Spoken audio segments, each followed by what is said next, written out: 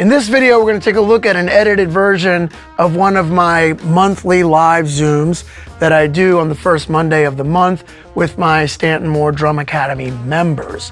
So as a member, you get to participate in this Zoom and ask me questions and interact, and sometimes I'm demonstrating on the drums. Sometimes we're talking about more career stuff or some of the practical issues that we encounter as drummers. So as a member of the Drum Academy, you get access to all of my educational materials, all the courses, the ebook, and all of the different PDFs that I write, but you also get access to me through the forum and also in these monthly Zooms that we do. If you want to join Stanton Moore Drum Academy, I'm offering a special rate, and you can take advantage of that by just clicking the link in the description. So I hope you enjoy taking a look at this, and I hope that you come away with some useful information.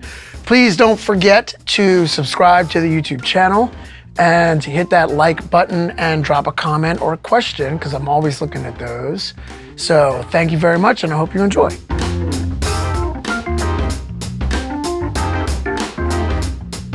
I've been doing more fly dates. I've been doing like getting called for gigs, right? That's awesome. So what's your routine for like dealing with a day like that? The kind of stress that, you know, you might not get enough sleep. You get right off the plane, you got to go right to the gig and set up, and you got to be spot on.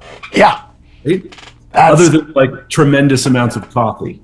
Yeah. Okay. So that's a fantastic question. And okay, so some days, and this happens way more than you would think, but we've been trying to minimize flying super early day of. But for years, especially like when Lauren and I first started dating, you know, we would have the option to fly the night before, okay, get there, get to the hotel, or fly day of. And I would fly day of because then I would get an extra date night. And so we might fly the night before, go to dinner, get a good night's sleep. But your question is, this happens a lot more than you might think. So what I do is I set my alarm for 3 hours before the flight. Okay. So if it's a 6:30 a.m. flight, which is common, and then I wake up, finish packing, make coffee, and then get out the door. And then what I try to do is not drink too much coffee during the day, right? On the plane, I'll read as we're taking off. I might open my computer, try to get some work done, either answering email or writing another course. And then I pack up, you know, the computer, and then I read on the way down. If I want to try to sleep, I do that too. Okay. But I don't drink coffee on the plane, because why do you want to be all jacked up on the plane? I try to sleep if I can. I get either work done, reading on takeoff, reading on the way down, work, or napping. Now, if on the takeoff and I'm falling asleep, which happens a lot because, you know, the barometric pressure. You ever notice when you're going to the bathroom on the airplane, as shortly after takeoff, almost everybody's asleep? Why is that? It's because of the change in the barometric pressure, right? And people just get dozy. I had to learn how to fall asleep in the upright position. When I first started touring, I was terrible at that. I could not sleep in the van in the upright position at all. So that's a skill I had to learn. Once you do sound check, what I like to do is do sound check, get something to eat, and then maybe go back to the hotel and get a nap. I like to get to the venue 45 minutes to 30 minutes before we play. And here's what I do. I've got sticks with the rubber tips, right? And these rubber tips are a lifesaver. They don't cost much, and they come, I think, 4 to a pack, okay? And you can stick them on any stick, just about any stick, and they turn any pair of sticks into practice sticks. So what I do is I like to have those little, I get them on the rider, those little Starbucks double shot. Now, that's not the healthiest thing in the world, and I don't drink them every day. But what happens if your gig is at 11:30 at night try finding a coffee shop at 11:30 at night. I learned this trick from Ivan Neville. He gets those. They're available at any grocery store. So I get them at the rider and I have a picture of them and I send it. And when people say, what's your rider? It's like water and these things. And I'll drink that while I'm warming up. Okay? Now, if I'm playing a backbeat gig, I warm up matched grip. Okay? Because I've learned if I'm hitting backbeats with traditional grip, I start to develop some like nerve, like tingling here, and it's not comfortable.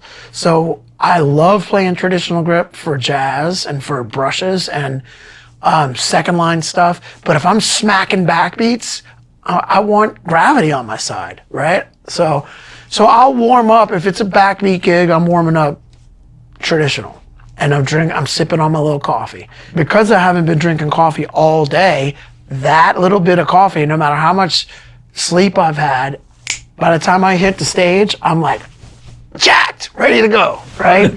So I've hopefully got as many naps as I can get. Now, I might have started my day at 3:30 a.m. And that happens more often than I would like. But during festival season, this happens a lot, man. You gotta, wake up 3:30 a.m., get to the airport, and then as many naps as I can get on the plane, at the hotel if possible.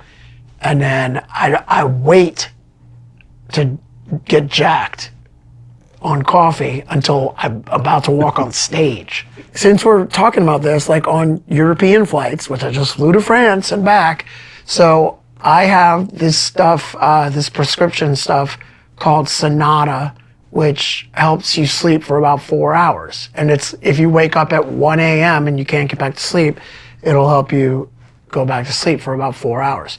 So I'll take that on the flight so that I'm not knocked out for, if you take something that knocks you out for 8 hours and it's a 6-hour flight from New York to Paris, you land and you're still like super, super groggy.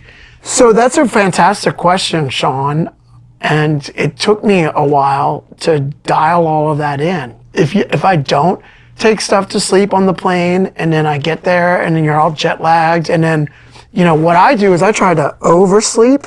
So I sleep on the plane, and then some people like to get there, they might get to the hotel and then they try to force themselves to stay awake until nighttime so that then they're like more on schedule. But if I get to the hotel and it's, the day before we play and it's your, international flight and I'm tired, I'll take a nap. I'll go to sleep. And then at night, I'll take something to help me go to sleep, to put me on that schedule.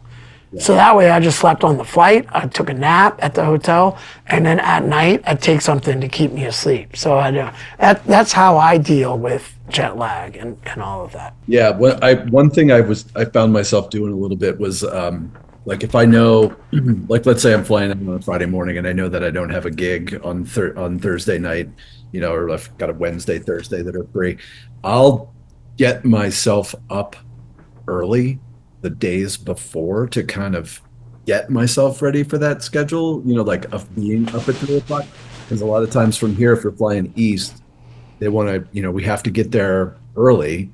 So, and we're at a disadvantage because they're already 2 hours ahead of us when I wake up. So it's like, you want to get there by like 11 or noon. We have to leave here at like 4:30 in the morning, right? So like the day before that I know that I have to get up like super early for a flight, I'll get up early like it's the day that I'm flying. And then, Gina and I'll just have like, do the old early bird special date night, Yeah. Oh, man, coming out of COVID, Lauren and I love 5:30 p.m. dinner. Oh, yeah. We love it. Yeah. We especially going to our favorite restaurants because it's usually, less people at 5:30. So we love it. Early bird special. Thanks for tuning into this discussion. Hopefully you got some useful information out of it. So please don't forget to subscribe to the channel if you're not already, and hit that like button, drop a comment or ask a question. I'd love to hear from you. And thanks for watching. See you down the line.